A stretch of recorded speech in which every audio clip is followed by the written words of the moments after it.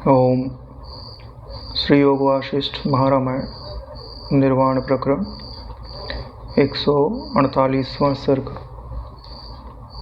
स्वप्न की सत्यता तथा असत्यता का हेतु तथा चित्त की सर्वात्मता, एकता और शुद्धि से युक्त जागृत स्वप्न और सुषुप्ति का वर्णन। यानी जो स्वप्न दिखाई देता है वह सत्य है कि असत्य है, और जो शुद्ध ज्ञान है वह सर्वरूप वैसे है। ये जो जागृत स्वप्न और सुषुप्तियाँ हैं, वास्तव में सब विचार दृष्टि से देखें तो एक रूप ही है, अलगाव नहीं है। इन्हीं का वर्णन इस सर्ग के अंतर्गत किया जाएगा। व्याध ने कहा, हे मुनिनायक, वासना के अनुसार चित्त का वेदन ही स्वप्न है। वासना के अनुसार चित्त का वेदन यानी जानना, ज्ञान होना, चित्त यानी शुद्ध ज्ञान का जानना। लेकिन शुद्ध ज्ञान कभी भी जानने में नहीं आ सकता। अगर आप उसे जानने में लाना चाहोगे, यानी उसे इदम बनाना चाहोगे, तो वह नाम और रूप के रूप में ही अनुभव में आएगा, जो कि उसका वास्तविक रूप नहीं है। जो दिखाई नहीं दे सकता, उसको अगर आप देखने का प्रयास करोगे तो सिर्फ कल्पना ही दिखेगी। जागृत भी स्वप्न विशेष ही है। जैसे आप जागृत बोलते हो, वह भी सपने का एक विशेष प्रकार ही है। यदि ऐसा सिद्धांत है, ऐसा तो मान लिया व्यास ने, लेकिन अब प्रश्न इसके ऊपर प्रश्न करता है, क्योंकि उसकी जो दृष्टि है अभी तत्व को नहीं पकड़ पा रही। वह अभी व्यावहारिक सत्यता में ही उसका चित्त को दिखा रहा है।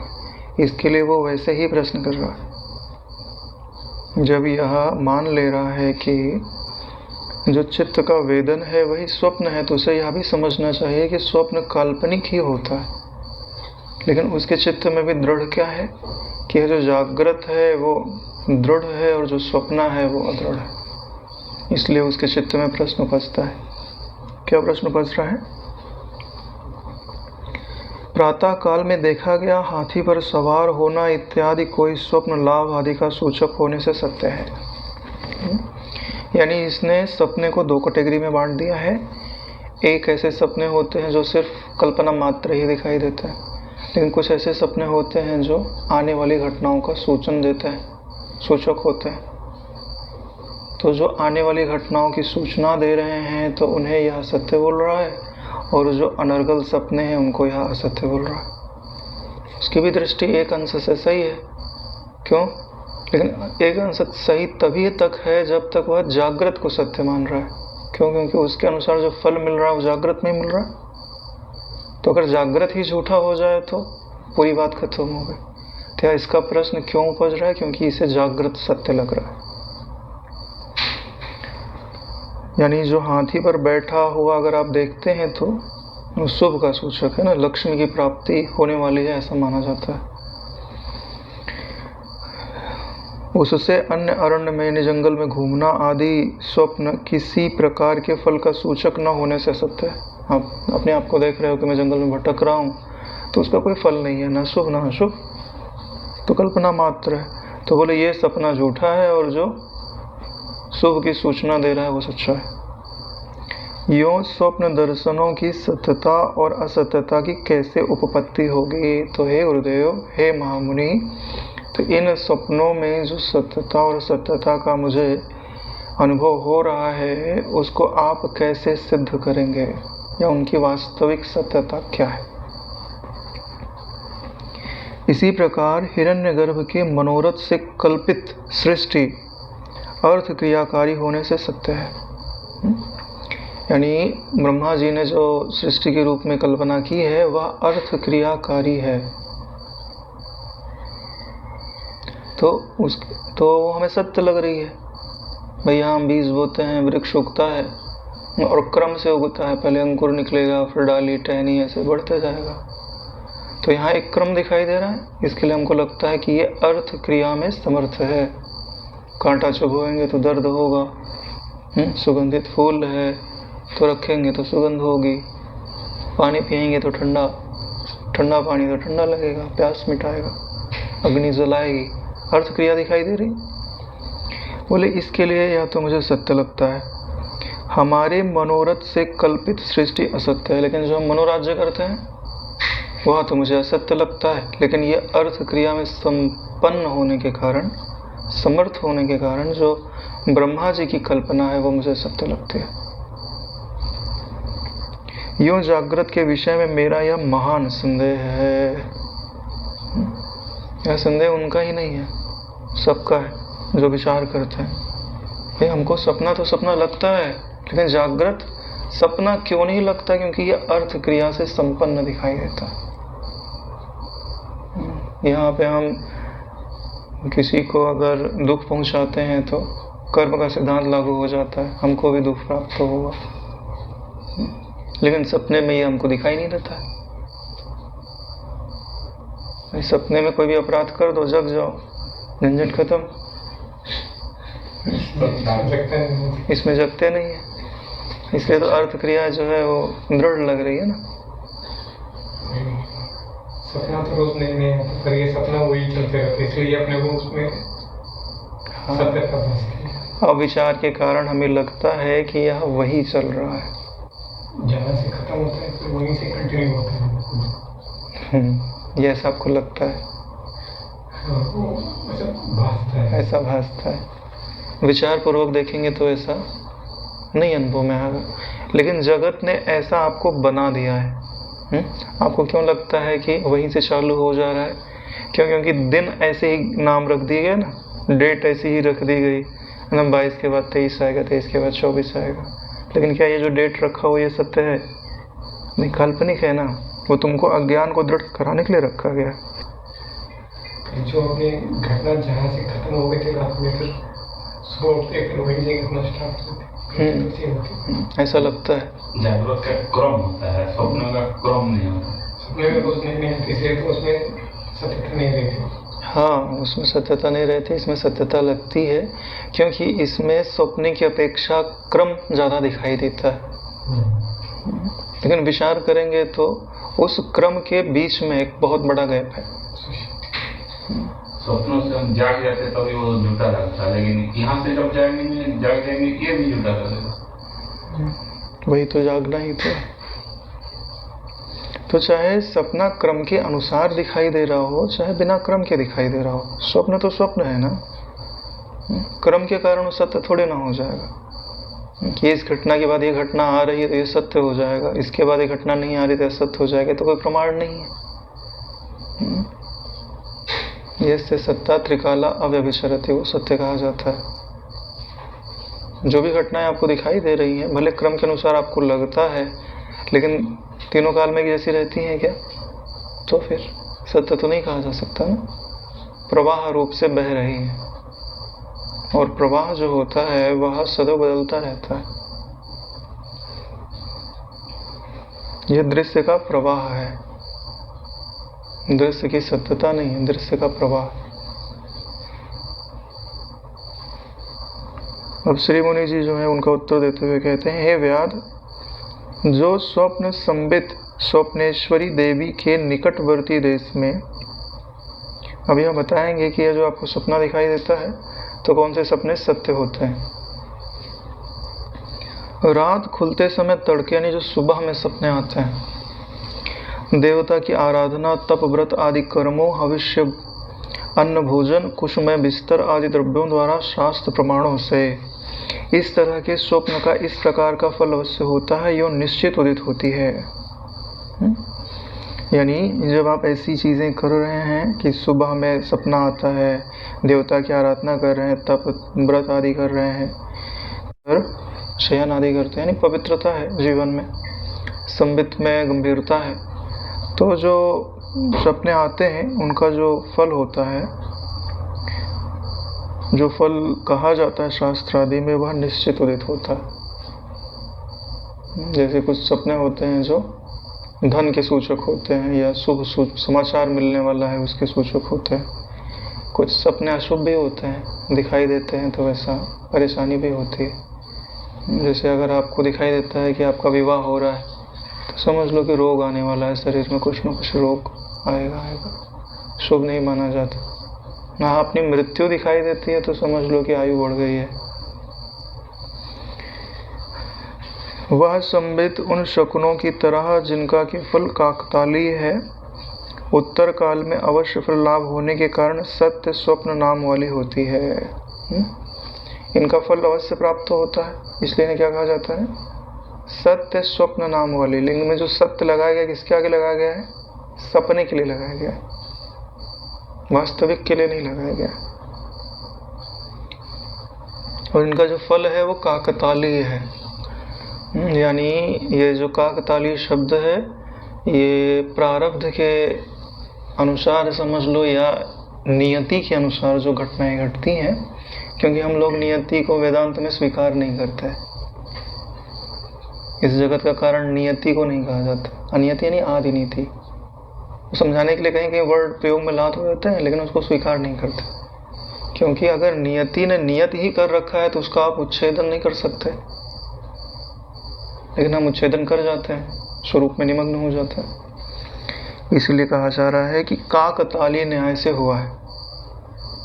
जो भक्ति आदि में होगा तो वह ईश्वर की नियति कहेगा, और जो ज्ञान में होगा वो क्या कहेगा? काकतालीय न्याय से हुआ है। कोई कारण नहीं है क्यों हो गया, बस हो गया। लेकिन मणि मंत्र और औषधियों से होने वाली स्वप्न संबित, यानी जब आप कुछ मड़ियाँ होती हैं उनको समीप में रखने से मंगलता आने लगती है। यानी उन मड़ियाँ जब तक आपके पास रहेंगी तब तक वो दुष्ट सपनों का नाश करते रहेगी और शुभ सपनों को देने वाली होगी। और कुछ मंत्र आदि होते हैं, कुछ औषधियाँ होती हैं, वो आपका मंगल ही करती हैं।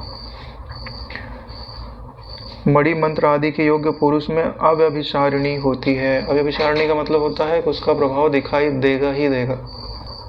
मणि आदि के अयोग्य पुरुष में, यानी जिसके पास मणि भी नहीं है, मंत्र भी नहीं है, औषधि भी नहीं है, तो सव्यभिचारिणी होती है। यानी बदल जाएगा उसको कल्पना मात्र ही सपना आया है, वो उसका फल प्राप्त नहीं होगा उसको। शास्त्र मर्यादा का उल्लंघन करने से दोनों में सत स्वप्नात्मिका ही कही गई है। अगर वो शास्त्र मर्यादा का उल्लंघन नहीं कर रहा है तो ऐसे जो स्वप्न होते हैं जिनका फल जागृत में शुभ के रूप में प्राप्त होता है या उनका सूचन के रूप में प्राप्त होता है, वो सत्य स्वप्न वाले कहे जाते हैं। लेकिन ये स्वाप्निक सत्य है, वास्तविक सत्य नहीं है। जब लोगों में सत्य स्वप्नों की स्थिति इस प्रकार की है तब यह काकतालीय न्याय के सिवाय अन्य कुछ नहीं है। तो इन्हें सत्य मत समझिए, इन्हें क्या समझिए कि काकतालीय न्याय से ही ऐसी चीजें घटित होती हैं, इनका कोई कारण नहीं है। हिरण्यगर्भ की दृढ़ निश्चयात्मिका संबित जिस जिस निश्चय को ग्रहण करती है, पूर्व जन्म की उपासना के फल के प्रभाव से उत्पन्न स्वभाव से वह वैसी वैसी ही हो जाती है। हिरण्यगर्भ यानी ब्रह्मा जी के पास जो ये सत्य संकल्पता है कि उन्होंने जैसी धारणा की वैसा जगत भासता है, तो उसमें कारण क्या है? पूर्व जन्म की दृढ़ उपासना। जो दृढ़ उपासना करते हैं वो हिरण्यगर्भ बनना चाहे तो बन सकता है, लिखा हुआ है। तो जैसा जैसा निश्चय करते हैं वैसा वैसा घटनाएं दिखाई देती हैं। निश्चयात्मिका संबित जिस जिस निश्चय को ग्रहण करती है वह वैसी ही हो जाती है, जैसे निश्चय को आप धारण करना चाहें, है ना? चाहे सोने का महल बना लो, चाहे चांदी का, चाहे कांच का, चाहे मिट्टी का। अभी नहीं, आप मनोमय जगत में बनाना चाहो तो कैसे बन जाता है? हमारे लिए कल्पना मात्र ही बनता है और अस्थिर है, क्योंकि हमारी वृत्ति स्थिर नहीं। लेकिन योगी आदि जो है वो संकल्प कर दें तो सामने बैठा है व्यक्ति, उसको सामने वहां दिखाई देना चालू हो जाएगा। महाअवतार बाबा ने नहीं महल रचा था लाहड़ी महाशय को दीक्षा देने के लिए। बोले उनकी इच्छा थी कि हमको महल में दीक्षा मिले, तो ऐसा महल उन्होंने रच दिया अपने संकल्प से। कुछ समय पहले कुछ नहीं था, फिर महल भासने लग गया। तो यह किससे प्राप्त होता है? बोले दृढ़ उपासना से प्राप्त होता है। तो यह जैसे दृढ़ उपासना जो शून्य में से स्थूल को प्रकट करने की सामर्थ्य रखती है, तो वही दृढ़ उपासना स्थूल को शून्य में बाधित करने की भी सामर्थ्य रखती है। इसलिए उपासना जरूरी है नारायण। आपको मिटाने के लिए आवश्यकता है और जिनकी इच्छा है उनको बनाने के लिए आवश्यकता है। दोनों को ही, चाहे श्रेय चाहिए चाहे प्रेय चाहिए, दोनों को ही उपासना तो करनी ही पड़ती है। जिसके जीवन में परेशानियां जितनी ज़्यादा हैं उसको उतना ही ज़्यादा धारणा का अभ्यास करना चाहिए। जैसे कोई बहुत गरीब है ना, धन आदि के लिए, परिवार चलाने के लिए बहुत परेशानी है, तो संयम से रहे और अपने चित्त को धारणा में लगाए। देखो जीवन में परिवर्तन आता है नहीं आता। ब्रह्मज्ञानी गुरु से मंत्र दीक्षा मिल जाए तो बड़ी बात, नहीं मिले तो शिव जी को ही गुरु मानो, चलो आज नहीं तो कल ब्रह्मज्ञानी गुरु मिलेंगे। जिनको गुरु उपलब्ध नहीं होते हैं उनको शिव जी को गुरु मानना चाहिए और उनकी शरणागति लेकर के जो भी जब ध्यान संतों आदि से सुनने को मिलता है अनुसार चलना चाहिए। फिर उन जैसे पुण्य बढ़ेगा वैसे गुरु मिल जाते हैं, प्राप्त हो जाते हैं। गुरु का मिलना, अभी ब्रह्मज्ञानी गुरु का मिलना बहुत दुर्लभ सौभाग्य होता है। लेकिन एक बात समझ के रखिए कि आपको जो अपनी दृष्टि है वह कैसी बनानी है कि स्वयं को अकर्ता देखो तो गुरु जी को भी अकर्ता देखो, स्वयं को अभोक्ता देखो तो गुरु जी को भी अभोक्ता देखो। उल्टी बात बोल रहा हूँ, पहले तो गुरु जी को अकर्ता देखना होता है, लेकिन ऐसा हम देख नहीं पाते ना, क्योंकि हम ज्ञान वाली दृष्टि रखते ही नहीं, हम ईश्वर वाली दृष्टि रखते हैं। कौन सी? सर्वकर्ता सर्वभोक्ता। हाँ, यही तो दृष्टि रखते हैं ना गुरु जी की पे हम। ये दृष्टि तो अच्छी है, लेकिन कभी कभी उनको अकर्ता देखो, अभोक्ता देखो, क्योंकि वास्तव में जो ब्रह्म है ना वो सर्वकर्ता नहीं है, क्योंकि सर्व है ही नहीं। वो सर्वभोक्ता नहीं है, क्योंकि सर्व है ही नहीं। तो अगर तुमको ब्रह्म तक पहुंचना है तो अपने गुरु को क्या देखो? अकर्ता, है ना। इन्होंने कभी एक शब्द बोला नहीं है, पहचानो ठीक से। गुरु जी ने कभी एक भी शब्द नहीं बोला है, किसी को दीक्षा भी नहीं दी है, ध्यान से देखो। कभी भोजन भी नहीं किया है, कभी ना आए हैं ना कभी गए, न कभी प्रकट है न कभी अप्रकट। तब तो तुम समझोगे कि वो क्या है। जब तुम उनको ऐसा देखोगे तब तो तुम अपने आप को ऐसा अनुभव कर पाओगे। कोई बिरला है जो ये बात समझता है। गुरु को ब्रह्म रूप में देखने का क्या अर्थ होता है? तुमको आदत कैसी पड़ गई है गुरु को ईश्वर रूप में देखने की। जितने ऐश्वर्य हैं उन सबको आप गुरु से जोड़ करके देखते हो, बहुत बढ़िया है, जोड़ना चाहिए। लेकिन इससे एक कदम आगे है क्या? गुरु को ब्रह्म रूप में देखना। ब्रह्म रूप में देखते हो तब तुमको समझ में आता है कि यह जो ब्रह्म विद्या का कथन हो रहा है वो गुरु जी के एक माइक रूप के द्वारा हो रहा है। जो वास्तविक गुरु हैं वो बोल नहीं रहे, जो वास्तविक गुरु हैं वो किसी क्रिया में प्रवृत्त नहीं हो रहे, जो वास्तविक गुरु हैं वो कभी देशांतर नहीं कर रहे, जो वास्तविक गुरु हैं ना उनकी उम्र नहीं बढ़ती है, एक जैसे हैं ज्यों के त्यों। जो वास्तविक गुरु हैं उन्हीं से तुम्हारी चित्तवृत्ति स्फुरित हो रही है। जो वास्तविक गुरु हैं वो इन्हीं तुम्हारी आंखों के पीछे बैठ के वो तुम्हारी हर क्रिया को देख रहे हैं। ये तुम्हारे गुरु का वास्तविक रूप है। पहचानो, जब आप इसको पहचानोगे ना तब गुरु के हर रूप को आप पहचानने लग जाओ। ऐसी मेरी मति कहती है और गुरु गीता पढ़ के मैंने यही समझा। द्वैत अद्वैत विनिर्मुक्ता, स्वानुभूति प्रकाशवान अज्ञानान्तम चित्त। सर्वज्ञ, सर्वज्ञ कौन होता है? जो सबकी मथियों में बैठा होगा वही तो सर्वज्ञ होगा। जो सबकी मथियों में बैठा होगा वो परिच्छिन्न तो नहीं हो सकता नारायण, एक देशीय तो नहीं हो सकता, सबका अधिष्ठान ही हो सकता है। इसके लिए तो जो हिरण्यगर होते हैं उन्होंने दृढ़ उपासना की रखी है, इसलिए वो जैसी ही उनकी निश्चयात्मिका संबित होती है वैसा ही वैसा अनुभव में आता है। हिरण्यगर्भ की संबिति के सर्गादि निश्चय को दूसरा अगर तिरस्कृत करता है, यानी दूसरा बोले कि ऐसा नहीं होना, गर्भ भावना कर रहे हैं वैसा नहीं होना चाहिए, तो उसमें पूर्व जन्म की उपासना के समय मैं जगत का सृजनहार हूँ ऐसा प्रौढ़ निश्चय मृत्यु के समय में उद्भूत होकर तद एतत् लोकज एव इस श्रुति से सिद्ध स्व लक्ष्य फल वाला कैसे होगा। इससे सिद्ध है कि हिरण्यगर्भ की संबित के अविरोध से ही अन्य सिद्ध जनों का संकल्प उदित होता है, उसके विरुद्ध नहीं होता है। जैसे ब्रह्मा जी ने जो संकल्प कर दिया और कोई दूसरा उसके विरुद्ध संकल्प करने का प्रयास करे तो क्या घटित होगा? नहीं घटित होगा। क्यों? क्योंकि ब्रह्मा उनका कारण है, कोई अपने कारण का उल्लंघन नहीं कर सकता। किसी में इतना संकल्प बल नहीं हो सकता कि वो ब्रह्मा जी की सृष्टि का उल्लंघन कर पाए। क्यों? ब्रह्मा जी के चित्त में स्थित है ना। ज्यादा संकल्प बल बढ़ा लेगा तो उसको अपनी सृष्टि घासेगी। और कहीं अगर विश्वामित्र जैसे ज्यादा ही कोशिश करे तो जो दैवी शक्तियां होती हैं उनको नियंत्रित अवश्य ही कर देते हैं, क्योंकि दो सूर्य अगर इकट्ठा हो गए तो प्रलय हो जाएगी, एक ही सूर्य रहता है। कोई घटपट आदि पदार्थ ना कहीं भीतर है ना कहीं बाहर है। जैसे हमको पदार्थ दिखाई देते हैं, भीतर है कि बाहर है? बोला कहीं नहीं है, न भीतर है न बाहर है।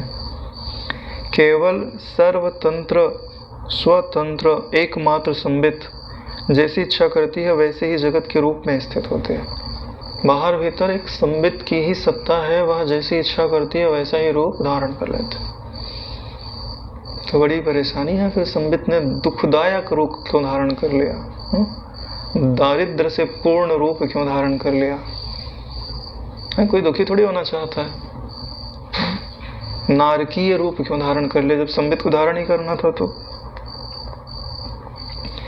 इनका उत्तर जो है आगे देंगे।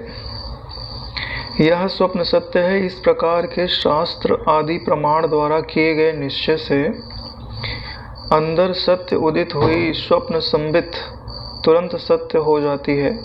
सत्य है या नहीं इस प्रकार के संदेह से संशयग्रस्त हो जाती है। यह जो संबित है जब तक स्वरूप का बोध नहीं है तब तक वो निश्चयात्मिका नहीं है, स्वरूप का निश्चय नहीं है, खुद को ही नहीं जानती है। जो जैसा कह देता है वैसा मान लेती है और वैसी ढल जाती है। फिर लोगों की बातों में कोई भरोसा है? तुमको सुखी थोड़ी देखना चाहते हैं।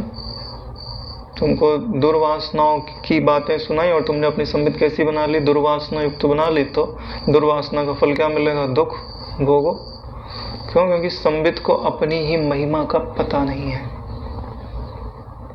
इसीलिए क्या बोल रहे हैं कि यह स्वप्न सत्य है।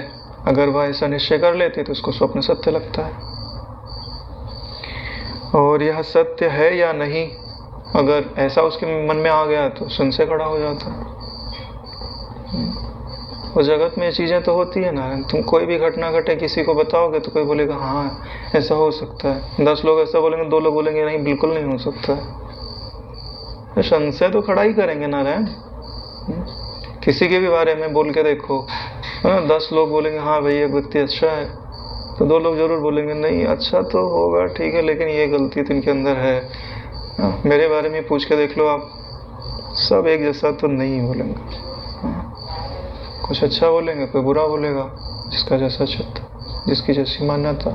तो अब देखो संबित के ऊपर इसका क्या प्रभाव पड़ता है। अच्छा बोला तो अच्छा लगेगा, नहीं भाई व्यक्ति अच्छा है, और बुरा बोला तो अगर स्वयं का कोई निश्चय नहीं है तो संशय उपजेगा। स्वयं का कोई निश्चय है तो बोले ना यार तुमको पता ही नहीं है, तुमने कितना जाना उस व्यक्ति के बारे में, हम रोज बैठते हैं उसके पास में, यानी तुम्हारी बात झूठी है। क्यों? क्योंकि उसका खुद का निश्चय है, इसलिए दूसरे के निश्चय का प्रभाव नहीं पड़ता। लेकिन खुद का ही निश्चय नहीं है तो जो व्यक्ति जैसा सुनाएगा वैसा मानने लग जाएगा। यही बात यहाँ पे बताई जा रही है कि यह जो संबित है, जब तक उसे स्वरूप का बोध नहीं होता है तब तक वह दूसरे के बहकावे में आकर के कभी सुख रूपता धारण कर लेती है, कभी दुख रूपता धारण कर लेती है, और जैसा धारण करती है वैसा हो जाती है तुरंत। इसीलिए तो है, एक व्यक्ति 5 मिनट पहले हंस रहा था, 5 मिनट बाद रोने लगता है, अरे कोई दुखदायक न्यूज आ गई।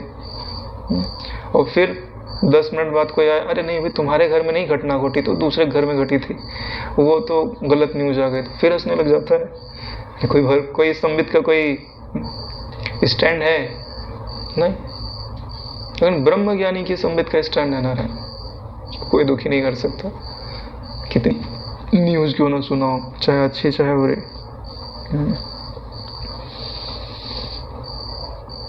चाहे पर्दे के ऊपर फूल दिखाई दे, चाहे अंगारा दिखाई दे, न पर्दा जलता है न पर्दा सुगंधित होता है। ठीक सब पता है, ये जो सब दिख रहे हैं ना, सब कल्पना मात्र ही है। कभी कभी कोई मेरी बहुत प्रशंसा करता है, मैं सुनता हूँ तो भीतर में बड़ी हंसी आती है, मुझे तो जानते ही नहीं है, मेरी क्या प्रशंसा करेंगे। एक दिन मैं बैठा था, मैं सोचता था यार कि जैसे लोगों को फूल माला चढ़ाई जाए, प्रशंसा की जाए तो खुशी होती होगी। कल्पना करता हूँ क्या मुझे खुशी होगी? तो मैं कल्पना किया, कोई आया, तिलक लगाया, माला पहनाया, दंडवत कर रहा है। फिर मैंने देखा इससे तो सुख का कोई संबंध ही नहीं है। क्यों? क्योंकि जब मैं ऐसा मानूं कि ये मेरा सम्मान हो रहा है, अविद्या को स्वीकार करूं, अज्ञान को स्वीकार करूं, और ध्यान से देखो तो प्रणाम कर रहा है तो भी उसके मन में कुछ का कुछ चल रहा होगा। हाँ? किसी स्वार्थ के कारण ही प्रणाम करेगा ना। इस जगत में बिना स्वार्थ को प्रणाम करता है?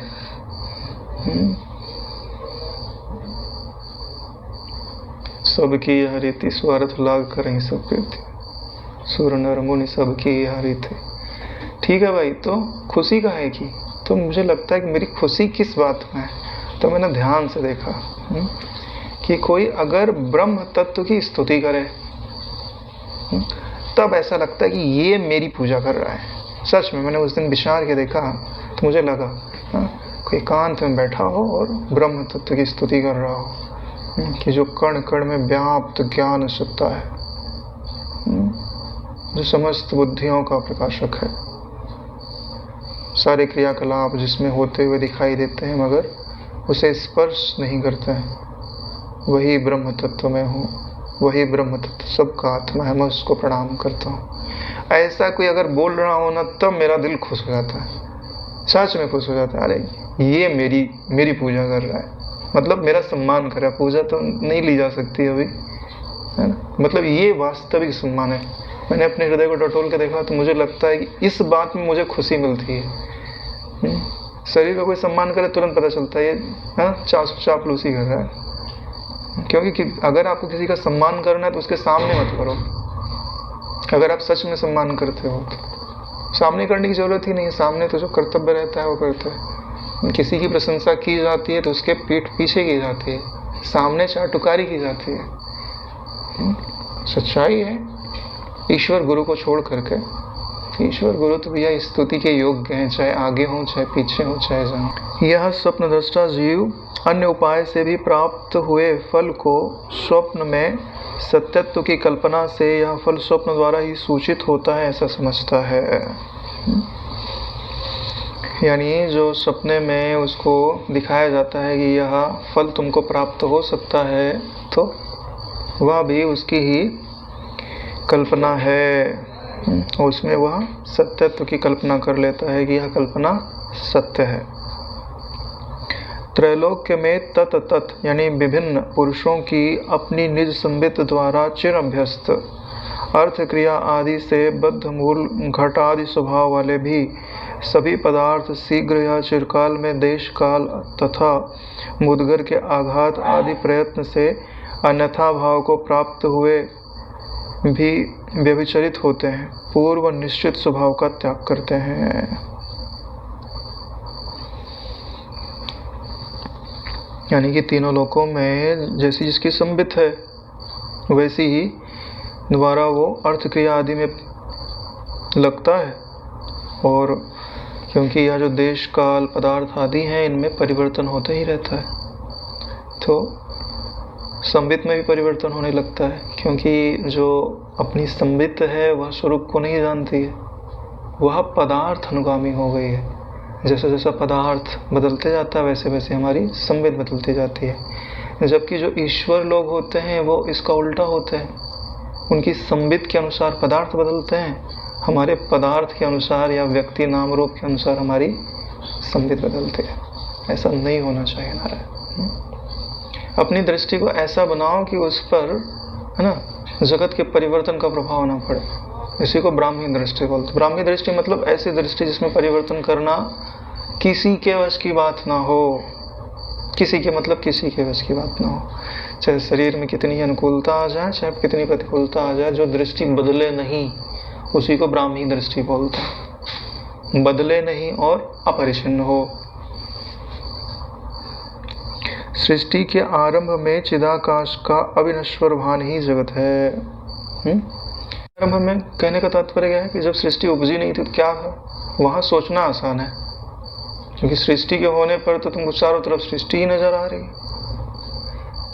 अधिष्ठान तो समझ में ही नहीं आता। इसलिए क्या बोल रहे हैं, सृष्टि के आरंभ में चिदाकाश का अविनश्वर जो भान है वही जगत है। अतएव सूक्ष्म चिति ही वस्तु सत्ता का यथेष्ट विस्तार करती है।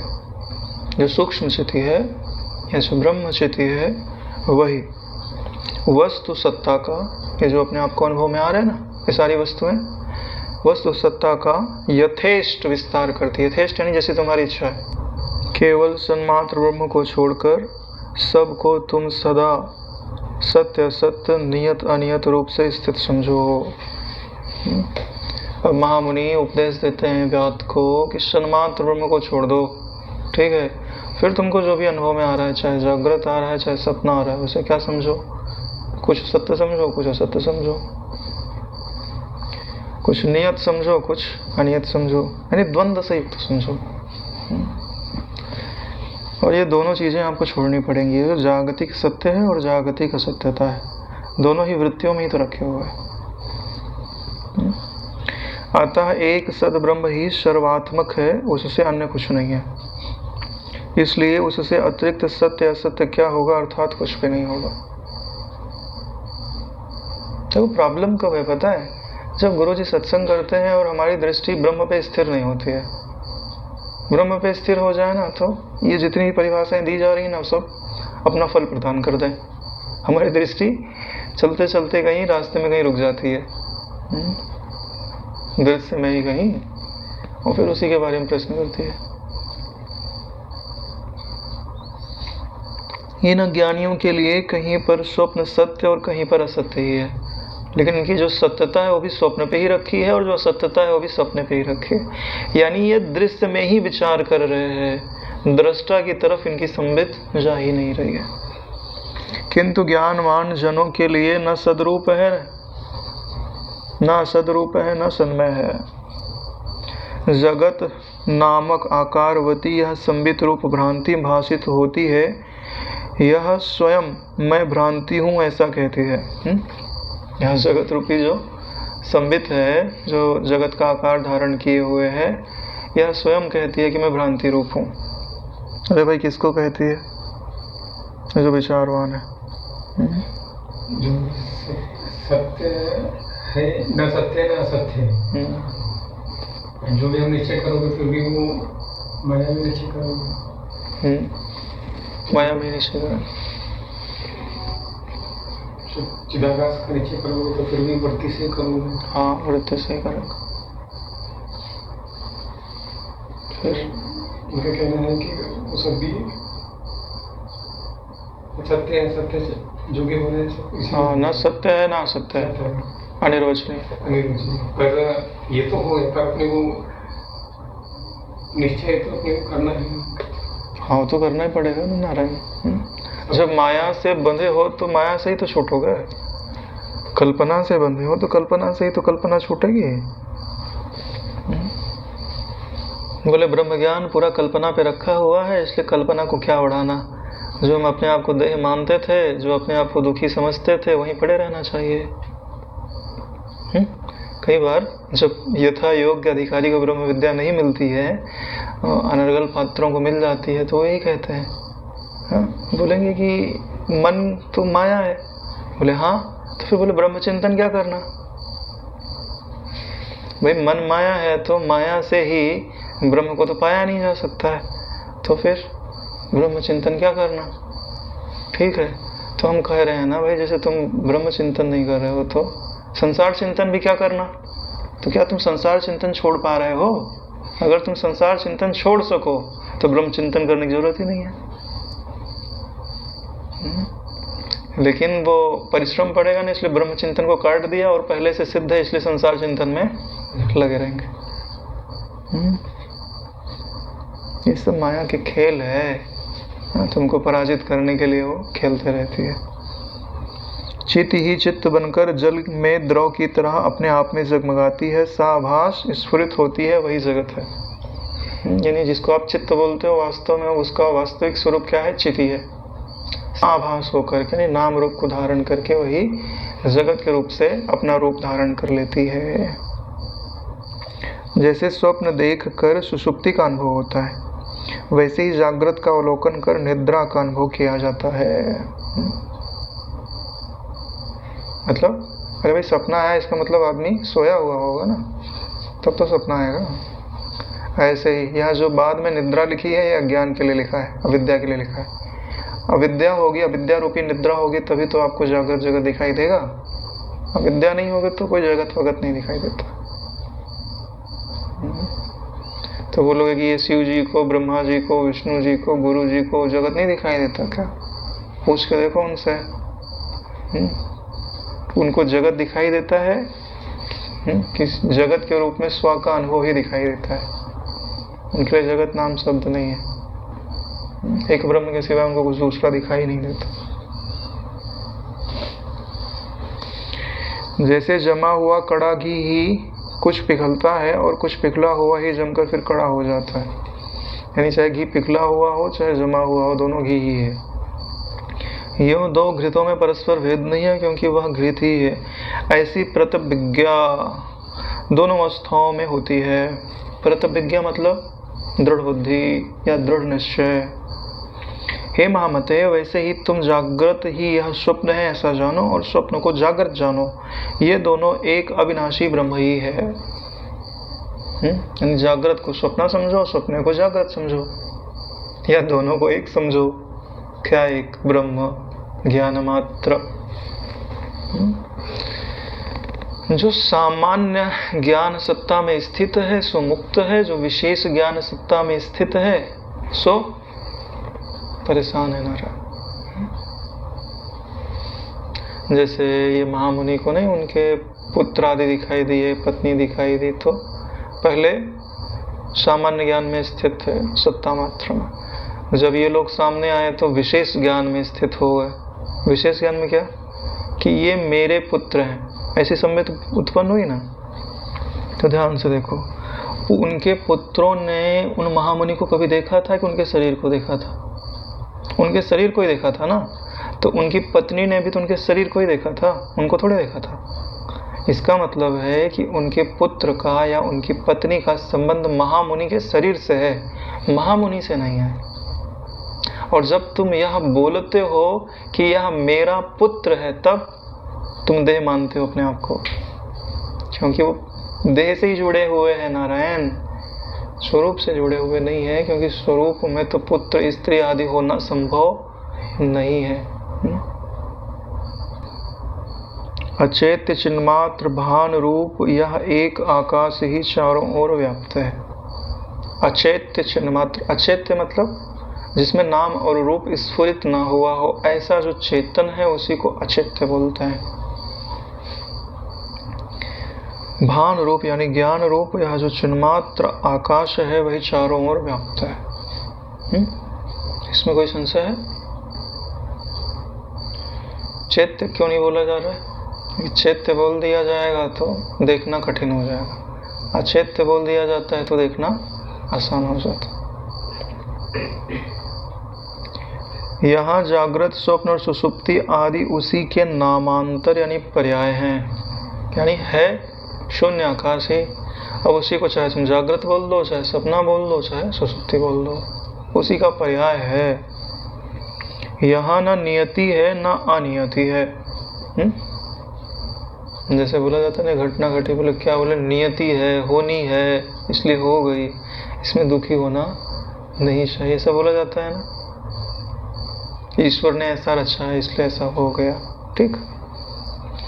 यहाँ ना नियति है ना अनियति है, लेकिन तत्वज्ञान में नियति को स्वीकार नहीं किया जाता और अनियति को भी स्वीकार नहीं किया जाता। यानी ना व्यवस्था है ना अव्यवस्था है, दोनों नहीं है। बोले ऐसा क्यों बोलते हो आप तो हमको भ्रमित कर रहे हो। अरे बोले हम तुमको भ्रमित नहीं कर रहे हैं, हम तुमको यह बताने का प्रयास कर रहे हैं कि जहाँ तुम व्यवस्था यानी नियति, जहाँ तुम अव्यवस्था यानी अनियति देखने का प्रयास कर रहे हो और जिस पर देखने का प्रयास कर रहे हो वो नाम रूप तो है ही नहीं है, तो हम कैसे कहें कि नियति है या अनियति है? अरे कोई पदार्थ होवे तब तो हम बोल रहे हैं कि किसी ने इसको क्रम से रखा है कि अव्यवस्थित करके रखा है। पदार्थ ही नहीं है तो तीसरे किसी की कल्पना क्यों करते हो? जरा बतलाओ तो मिथ्याभूत स्वप्न संबित में नियम अनियम का कैसे संभव हो सकता? अज्ञान से आवृत अनियंत्रित स्थिति जागृत और स्वप्न है। अज्ञान से आवृत हो और अनियंत्रित हो। नियंत्रित कर लोगे चिति को तब तो तुम्हारा ध्यान लग जाएगा, समाधि लग जाएगी, ठीक है। नियंत्रित नहीं है तभी उसी का नाम क्या हो जाता है? जागृत। अरे भाई कोई उस शांत ब्रह्म से स्फुरित होना चाहता था। मेरे को तो बड़ा मुश्किल लग जाता है कभी चित्तवृत्ति अत्यंत शांत हो जाती है ना, ऐसा लगता है आँख खोलना मतलब बहुत बड़ी सजा। आँख खोलना पड़ेगा, अनेक नाम रूप दिखाई देंगे, फिर लेना देना, खाना पीना, उठना बैठना, सुख नहीं। जब वृत्ति शांत हो जाती है तो जिस सुख का अनुभव करती है वो फिर निर्गमन में वह सुख तो मुझे तो नहीं दिखाई देता है। कभी कभी दुख ऐसे करता। हाँ सच में आँख खुलना मतलब यह जो मन स्वयं बोलता है कि नेत्र वृत्ति से तादात्म्य करना विक्षेप का कारण है। हालांकि यह आत्मिक निश्चय तो नहीं है। आत्मिक निश्चय में तो दोनों समान होने चाहिए, चाहे आकृति दिख रही हो चाहे ना दिख रही हो। लेकिन फिर भी हम लोग क्या है, उपासना से योग में जाते हैं, योग से ज्ञान में जाते हैं, यही तरीका होता है। हालांकि बात भले योग की हो लेकिन यह अपना महत्व तो रखती ही रखती है। यह बताती है कि शांति जो है वो नाम रूप के अभाव में, नाम रूप के होने में नहीं है। परिश्रम आदि निमित्त से नियंत्रित की हुई वह सुषुप्ति है। जब खूब मेहनत कर लेते हो तो अपने आप नियंत्रित हो जाती है ये संवित, और क्या आ जाती है? सुषुप्ति। प्रयत्न से नियंत्रण में लाई हुई उक्त स्थिति समाधि है। परिश्रम से आई तो सुषुप्ति है, लेकिन प्रयत्न से आई, युक्ति से आई तो क्या कहलाती है? समाधि है। कितनी बढ़िया बात लिखी हुई है। अज्ञान का विनाश होने पर वही मुक्ति कहलाती है। अनियंत्रित है तो जागृत है, प्रयत्न से नियंत्रित है तो सुषुप्ति है, युक्ति के प्रयत्न से आपके नियंत्रण में आ गई है, नियमित हो गई है तो समाधि है, और वो मुक्त स्वरूप को जान लिया है तो मुक्ति है। सब एक संबित के ही नाम है। ऐसी परिस्थिति में जगत के निरोध से मनोव्यापार मात्र रूप अन्य शोक है। यानी यह जो मनोव्यापार है उसी को क्या कहा जाता है? शोक कहा जाता है। मन के द्वारा जो तुम लेना देना चालू किया हुआ है ना, शोक का कारण हो जाएगा। जब तक संबित भान का नियंत्रण रहता है तब तक सुषुप्ति में आत्मा ही सर्व शोकांतर है। जब तक संबित भान का नियंत्रण है, सुषुप्ति में हो, तब तक कोई शोक नहीं है। ऐसा जानकर शोक रहित समाधि सुख रूपी विश्राम चाहने वाला पुरुष नियमन ही करे। बात बता दी। ऐसा अगर तुम सुख चाहते हो तो तुमको अपनी संबित को नियंत्रित करके विश्राम का सुख प्राप्त करना चाहिए। ठीक है, इसको ऐसे बोलते हैं कि ये जो संसार का सौंदर्य है ना, इसको ध्यान के सौंदर्य के लिए छोड़ना पड़ता है। ध्यान के सौंदर्य को समाधि के सौंदर्य के लिए छोड़ना पड़ता है, और समाधि के सौंदर्य को आत्मिक सौंदर्य की प्राप्ति के लिए छोड़ना पड़ता है। यही क्रम है नारायण। ये सारी चीजें एक साथ नहीं मिलती हैं, एक को छोड़ने पे ही दूसरी प्राप्त होती है। इसलिए अगर आपको विश्राम चाहिए तो संबित को नियंत्रित करना पड़ेगा। अगर कोई बोले कि भाई इनको नियंत्रित करना बड़ा कठिन है, तो इस पे कहते हैं वायु लेखा की तरह स्वच्छंद स्फुरित हो रही संबित का विषयाकार में स्फुरण होना स्वभाव नहीं है। कोई ऐसा बोले कि भाई इनको तो नियंत्रित किया ही नहीं जा सकता, संबित जब भी फुरेगी तब नाम रूप को ग्रहण करेगी ही करेगी, विषयाकार में परिणत होगी ही होगी, यह उसका स्वभाव है, इसको नियंत्रित ही नहीं किया जा सकता। तो क्या बात सत्य है? बोले सत्य नहीं है। वृत्ति का बहिर्मुख होना सत्य नहीं है, वृत्ति का नाम रूप ग्रहण करना स्वभाव है, यह सत्य नहीं है। क्यों सत्य नहीं है? क्योंकि सुषुप्ति में उसका विषयाकार स्फुरण दिखाई नहीं देता। अगर इसका यह स्वभाव ही होता तो सुषुप्ति कभी आती ही नहीं, वो सदा बनाते ही रहता नाम और रूप। स्वप्न में संबित के विषयाकार स्फुरण में किसी कारण का भी निरूपण नहीं किया जा सकता। और जो सपने के अंदर जो नाम रूप दिखाई देते हैं, संबित का स्फुरण दिखाई देता है, उसका कारण क्या है वो भी दिखाई नहीं देता। जिसको कि निमित्त मानकर नियति हो, इसलिए नियति कौन सी है और कैसी है। जब कारण ही दिखाई नहीं देता, इसका मतलब उसकी कोई नियति नहीं है कि स्फुरित होगा ही होगा। उसको आप नियंत्रित कर सकते हैं। घटपट आदि आकार संबित के स्व आकार में परिणत होने में तब कारण माना जा सकता है जबकि सृष्टि में किसी दूसरे कारण का निरूपण करना संभव होता। यानी ये सृष्टि अपने को दिखाई दे रही है, अगर इसका कोई कारण होता तो सपने का भी कोई कारण होता, अगर इसका कोई कारण नहीं है तो सपने का भी कोई कारण नहीं है। लेकिन जब पूर्वोक्त युक्ति से सृष्टि अकारण, कारण के बिना ही उत्पन्न है, तब चित्त से अनन्य अभिन्न आकार यदि चित्त के घट आदि के आकार में परिणत होने में कदापि कारण नहीं हो सकता।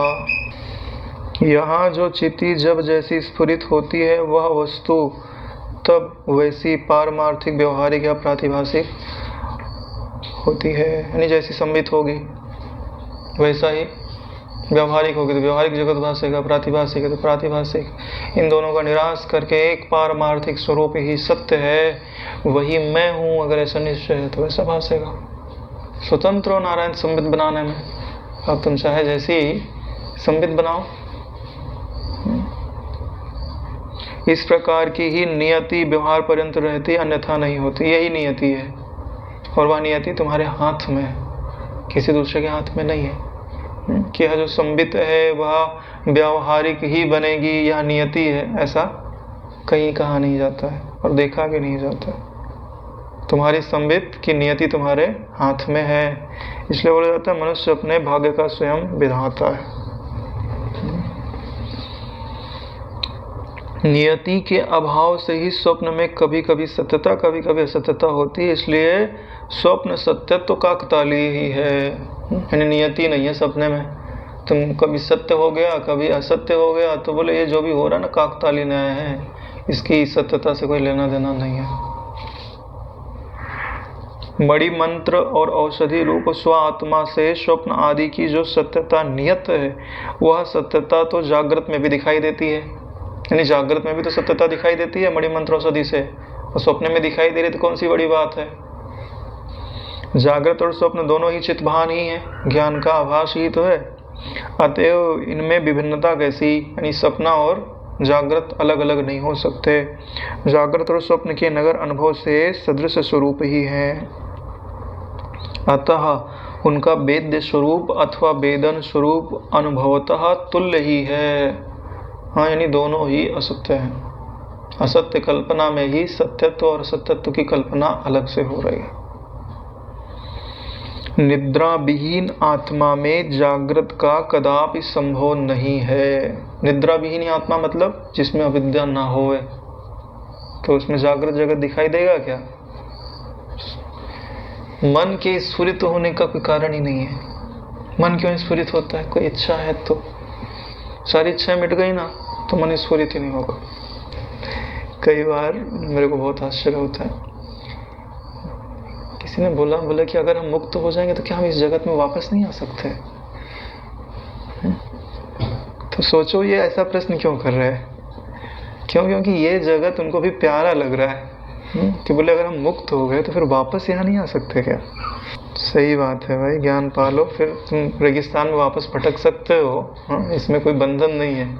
मुक्तता का यह अर्थ नहीं हो सकता कि तुम जो है यहाँ आ नहीं सकते। आ सकते हो, तुम्हारे ऊपर निर्भर करता है। ठीक है, मुक्त का मतलब यही होता है, कोई बंधन नहीं है। दृश्य देखना चाहे तो दृश्य देख सकता है, जैसा दृश्य चाहे वैसा दृश्य देख सकता है। क्यों? ब्रह्मा जी भी तो हैं, देख नहीं रहे पूरा जगत। विष्णु जी भी हैं, पूरा जगत नहीं देख रहे, तत्वज्ञानी है। अवतार लेके आते हैं धरती पे। तुम्हारे जैसे ही संकल्प किया होगा कि हम मुक्त हो गए तो क्या धरती पे आ नहीं सकते? बोले आओगे भैया, है ना। रावण बुलाएगा तो फिर राम बन के आना पड़ेगा, कंस बुलाएगा तो कृष्ण बन के आना पड़ेगा। बहुत सारी हमने ऐसी मान्यताएं डाल के रखी हुई है ना, जो आगे जाके हमारा पांव पकड़ लेती है। देखो सीधी सी बात है, नियति आपके हाथ में है। अब आप जैसी संबित बनाओ वैसे ही तो आगे का प्रतिभास होगा। इसलिए क्या कहते हैं, निद्रा विहीन आत्मा में जागृत का कदापि संभव नहीं है।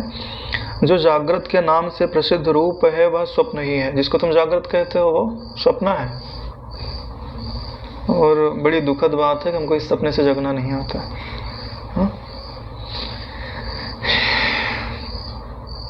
अच्छा, सपने से व्यक्ति जगता कैसे है?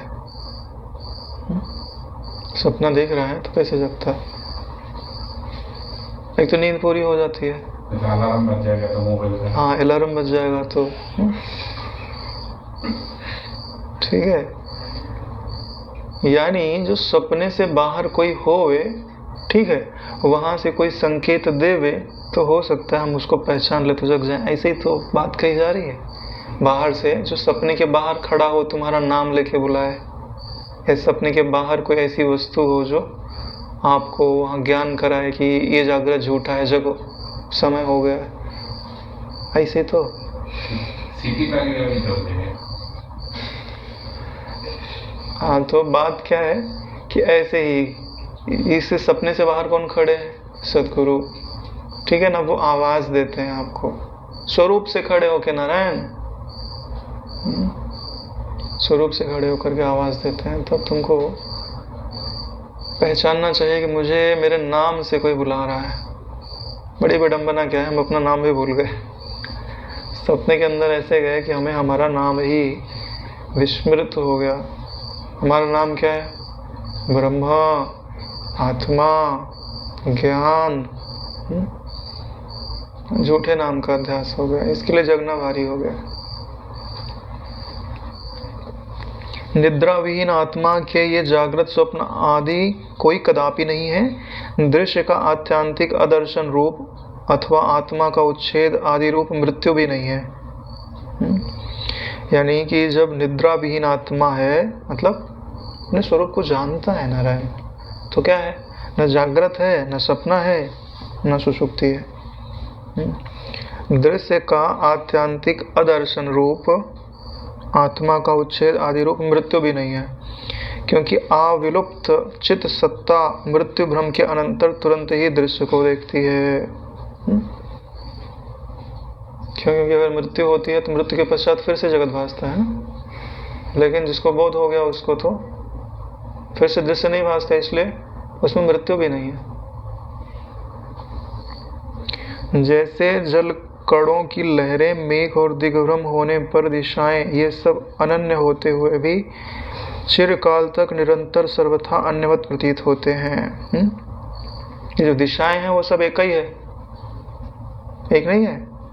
सारी दिशाएं एक ही है, लेकिन हमारे कारण वो ना ये पूरब है, ये पश्चिम है, ये उत्तर है, दक्षिण है, ये तुमने बांटा है नारायण। दिशाएं में कोई अलगाव नहीं है, यही बात बता रहे हैं। चिरकाल तक निरंतर सर्वथा अन्यवत प्रतीत होते हैं, लेकिन वास्तव में कैसे हैं? अनन्य, अलग अलग नहीं है। बोलो, पूरब को पश्चिम से कब अलग किया जाता है? कहाँ अलग किया जाता है? पूरब और पश्चिम कहाँ मिलते हैं और कहाँ से अलग अलग हो जाते हैं? कोई स्थान है? कोई स्थान नहीं है नारायण। जहाँ तुम खड़े हो वहीं से आगे पूरब है, उसके पीछे पश्चिम है। यानी भेद का कारण हमारी ही स्थिति है। वैसे ही अभिन्न परम ब्रह्म में शिला के अंदर की रेखाओं की तरह सृष्टियां स्फुरित होती हैं, उनमें जागृत स्वप्न आदि का कैसे संभव है? यानी ये जागृत है, ये सपना है, ये मैं हूँ, ये तुम हो, ये सब अज्ञान के कारण मन की दशाएं हैं। मन की दशाओं के प्रकाशक में सब कुछ नहीं है। हे व्याध, यह आत्मस्वरूप जो जागृत स्वप्न और सुषुप्ति रूप वाला, उनसे विपरीत तुरीय अवस्था वाला स्वरूप वाला तथा आकार रहित होकर भी रूप शरीर धारण करता हुआ शून्य इस चिद वपु से और शून्य रूप ही दृश्य से आकाश रूप छिद्र को व्याप्त कर स्थित है, तथापि आकाशात्मक चिन्मात्र यह अपने शुद्ध चिन्मात्र रूप से तनिक भी भिन्न नहीं है। यानी जो अनुभव में आ रहा है वह भी आकाशात्मक है और जो अनुभव कर रहा है वह भी आकाशात्मक है, चाहे तुमको जागृत का अनुभव हो, चाहे सपने का, चाहे सुषुप्ति का, चाहे तुरीय अवस्था का। ठीक है? मुख्य कर्तव्य कर लिया कि नहीं किया? मुख्य कर्तव्य क्या है? पहला कर्तव्य क्या है? दृश्य से दृष्टा को अलग करो, दृश्य को दृश्य में रहने दो और अपने उठा के दृष्टा में डाल दो। अगर यह काम तुमने नहीं किया है तो पहले ये काम करके आओ, फिर जाके योग वासिष्ठ पढ़ो। नहीं तो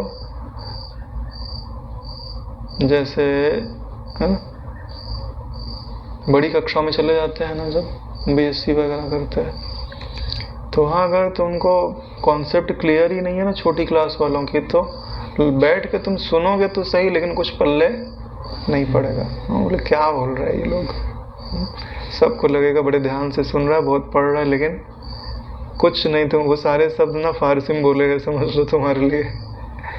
क्यों? पहले छोटी चीजें हैं ना वही समझ में नहीं आई है, तो बड़ी चीजें कहाँ से समझ में आएंगी? संभव ही नहीं है।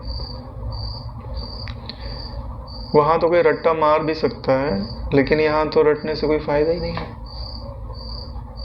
बुद्धि का वजन ही बढ़ेगा, खाली सिर की रेखाएं 2-4 और बढ़ जाएंगी माथे की, इससे ज्यादा कुछ नहीं होने वाला है।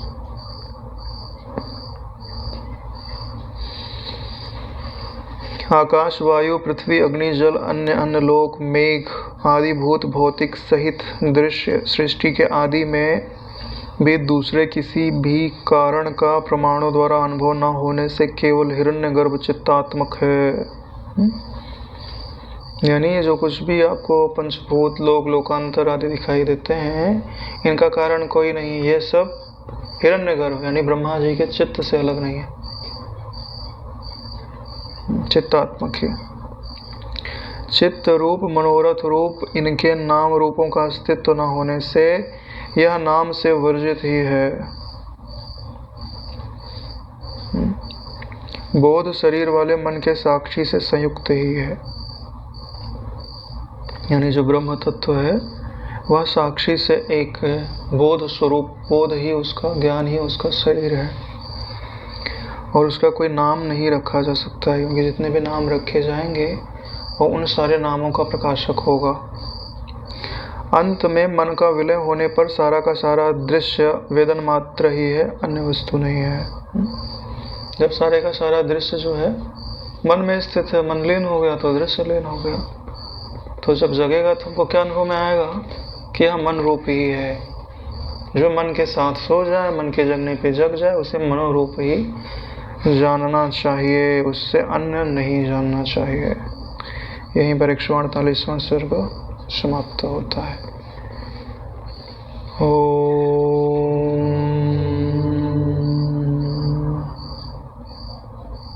जो कुछ भी हमने अध्ययन किया है, समझा है, जो समझ में आया है वो भी, जो समझ में नहीं आया वो भी, हम अपने गुरु के चरणों में समर्पित करते हैं। ओम श्री सद्गुरुं समर्पयामि। ओम सहनावतु सहनौ भुनक्तु सह